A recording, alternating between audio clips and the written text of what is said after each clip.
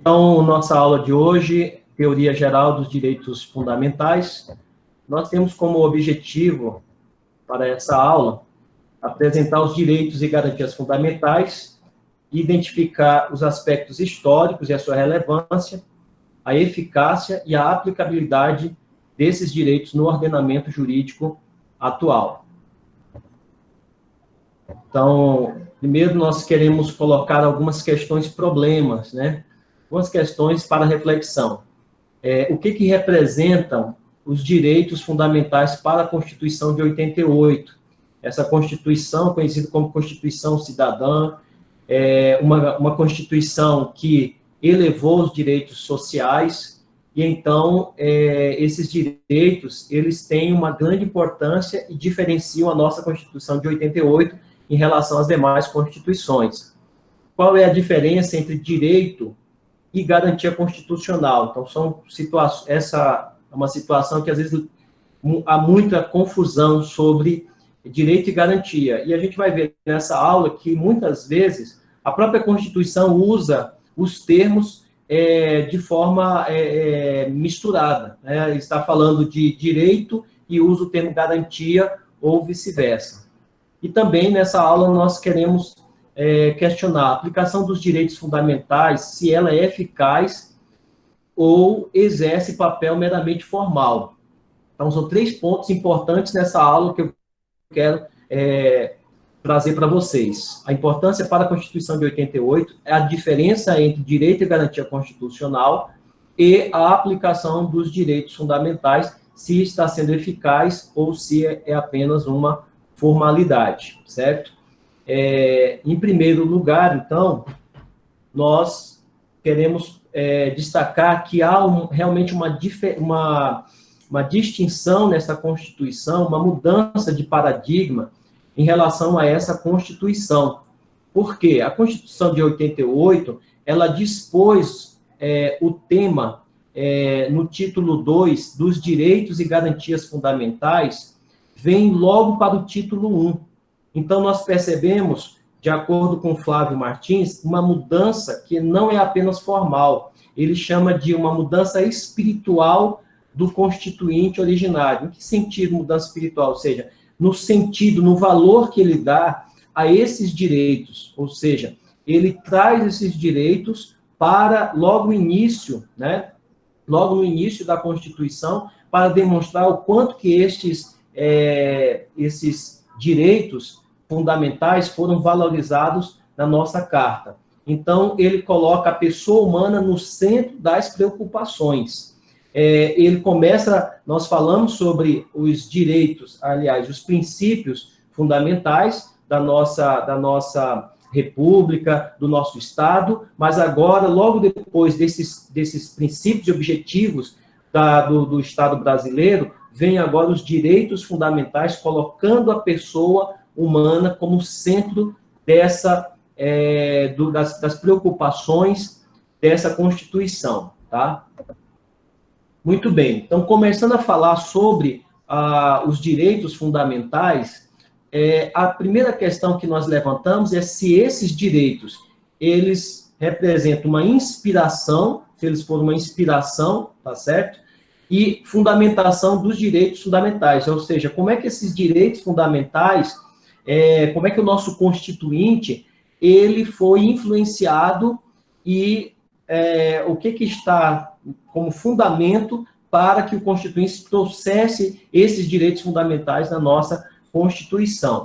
Então, primeiramente, em termos de origem dos direitos fundamentais, a gente precisa destacar o quê? Foi uma inspiração ou foi uma conquista? Será que esses direitos, o constituinte inspirado, então eles resolveram dar esses direitos aos cidadãos, ou representa uma luta, uma grande conquista dos povos, né? Então, em primeiro lugar, quanto à origem, para a doutrina francesa, são fonte de inspirações os direitos fundamentais, tá certo? Aliás, eu gostaria de dizer que esses direitos, sim, eles representam uma conquista, tá certo? Não são pura inspiração. Então, na doutrina francesa, são fontes de inspirações duas questões fundamentais: o pensamento cristão e a concepção dos direitos naturais, ok? Dentro da concepção cristã, a gente precisa colocar o quê? Que o pensamento cristão sempre defendeu o direito à vida, valorizou a pessoa, né? Porque a pessoa, ela é criada à imagem e semelhança de Deus. Essa é a fundamentação do cristianismo. Então, os direitos e garantias fundamentais têm uma influência do pensamento cristão. A concepção dos direitos naturais também é uma outra fundamentação para os direitos fundamentais. Por quê? Porque nessa concepção ela não atenta apenas para direitos econômicos, sociais e culturais, mas para os direitos sociais de um modo geral. Ou seja, a gente vai explicando isso aqui quando a gente começar a falar das condições históricas, tá certo? Então, a origem está estabelecida em dois patamares: o pensamento cristão e a concepção dos direitos naturais. Ela é uma conquista, por quê? Porque nós percebemos que não houve uma inspiração das declarações de direitos, mas, na verdade, foram reivindicações. Representa uma conquista de lutas dos povos.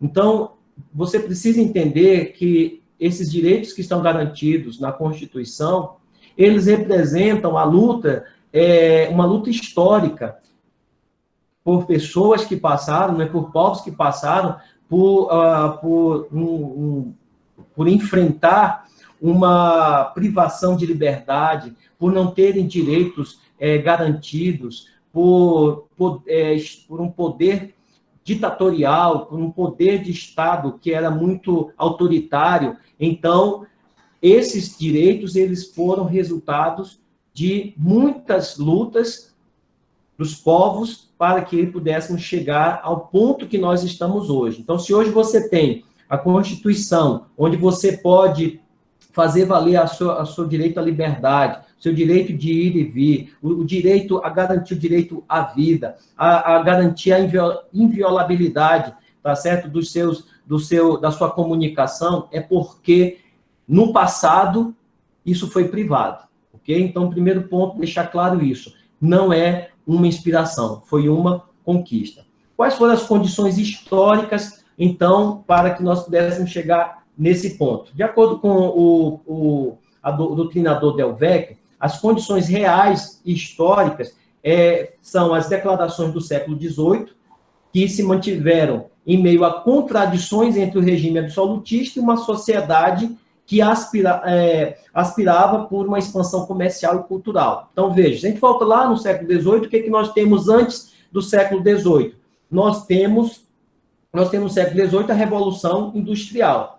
E nós temos ali, do século XVII para o século XVIII, nós temos as revoluções sociais. Então, esse é um século muito importante. Nós temos as revoluções sociais, tá? A Revolução Francesa, a Revolução, a independência norte-americana, nós temos o poder, as constituições, o constitucionalismo se tornando real a partir dessas revoluções sociais.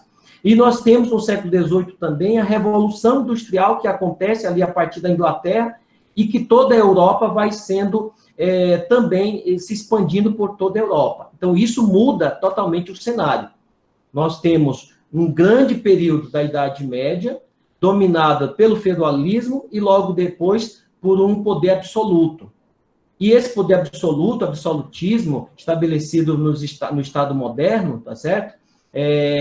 Chamado o Antigo Regime, então, era um poder exercido sem respeitar nenhum tipo de liberdade. Então, não havia liberdade, não havia direito à propriedade, não havia direito à vida. Por isso, a luta pelos direitos naturais, a defesa dos direitos naturais como direitos inatos ao homem, ele surge como pressuposto e fundamento para essas grandes revoluções. As condições subjetivas ideais e lógicas, certo? Então, contradições entre discurso e realidade política socioeconômica.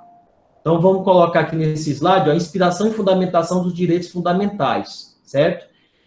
condições subjetivas, ideais e lógicas. Nós temos o pensamento cristão medieval, e aí nós já falamos sobre isso, que é a mensagem principal do cristianismo primitivo. Quando a gente fala de cristianismo primitivo, a nossa referência é sobre os primeiros movimentos do cristianismo. A mensagem de libertação do homem, o cristianismo lá dos evangelhos, né? A afirmação da dignidade da pessoa humana, né?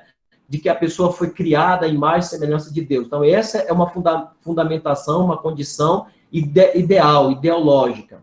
A doutrina do direito natural dos séculos XVII e do século XVIII.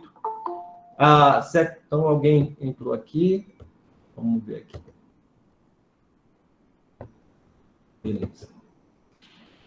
A doutrina do direito natural que eu estou falando, ela fundamentava na natureza nacional e sua capacidade política, invocava a existência de direitos inatos e inerentes à pessoa humana. Então, essa doutrina do direito natural, ela busca legitimar o direito que cada pessoa tem e traz consigo. O direito à vida, o direito à liberdade, o direito à propriedade, são direitos inatos ao homem, certo?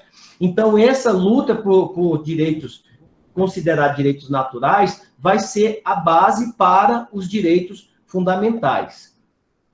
As condições, continuando aí sobre condições subjetivas, ideais ou lógicas, as condições impostas pelo desenvolvimento industrial e expansão do capital. Então, a gente já falou da influência do pensamento cristão, já falamos dos direitos naturais, nós temos vários filósofos, pensadores políticos, certo? Que defenderam uma escola do direito natural, que defendeu que em face desse poder autoritário dos reis, era necessário respeitar o direito natural de cada cidadão. Agora, no século XVIII, como eu disse, ocorre um desenvolvimento industrial e uma expansão do capitalismo. Então, vai romper com o antigo sistema, que era baseado no absolutismo, no poder do rei, todo o poder concentrado nas mãos do soberano, mas agora com a ascensão da burguesia e com o nascimento de um novo Estado, um Estado constitucional de direito, certo? Nós temos, nesse momento, também expansão do capital, do desenvolvimento industrial, como um fator que pressiona para que haja mais liberdades.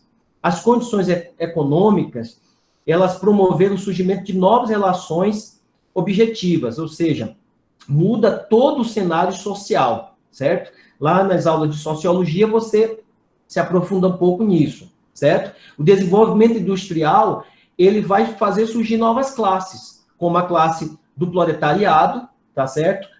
O domínio da burguesia e do capitalismo, e você vai ter lutas, falando sobre essas condições, a Revolução Industrial, ela vai abrir uma nova fase de relações sociais. Ela vai propiciar o surgimento de novas relações sociais. E, obviamente, haverá uma luta nessas classes, né? Uma luta por direitos.